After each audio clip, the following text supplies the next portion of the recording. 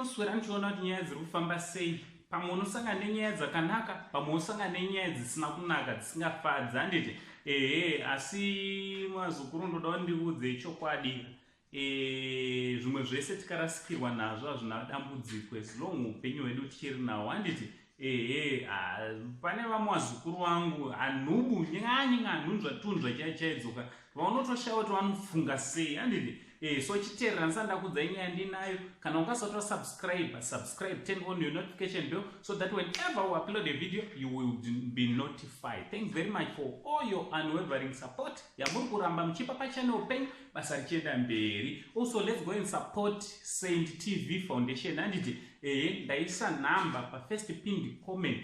Handei tinovabata tinge tiri tinoziviswa kuti zviri kuitika ende tinokwanisa kubatsira sei kune vanenge vachakwanisawo kubatsira.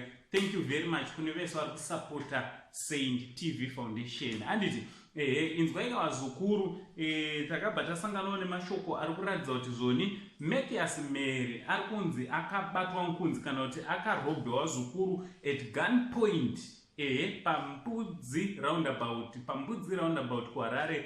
Ndofunga vazhinji munovaziva.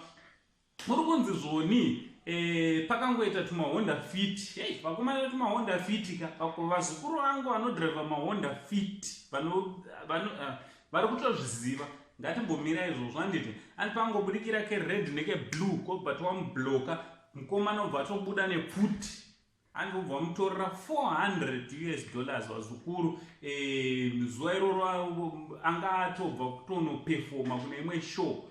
Tofunga ndo imwe yemari yacho yakatotorwa iwe vazukuru. Shova munhu ange abva kunozvishandira iwe ongotora here vazukuru. Ngatisadaro. Handiti ngatisadaro vazukuru. Chinova chinhu chisina kunaka, chinhu chinorwadza.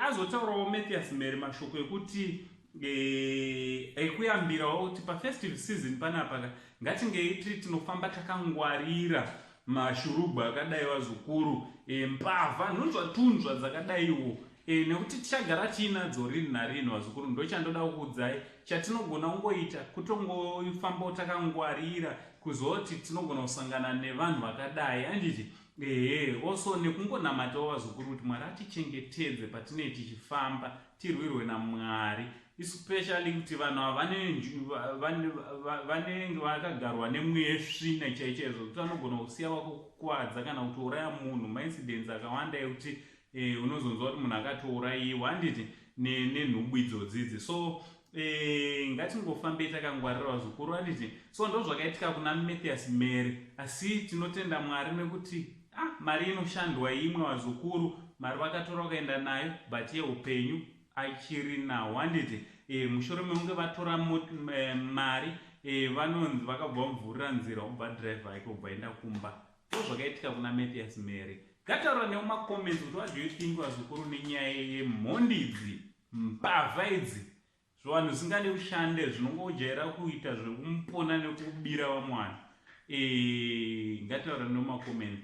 Na Uncle Saint, the only Zimbabwean uncle, keep that much love.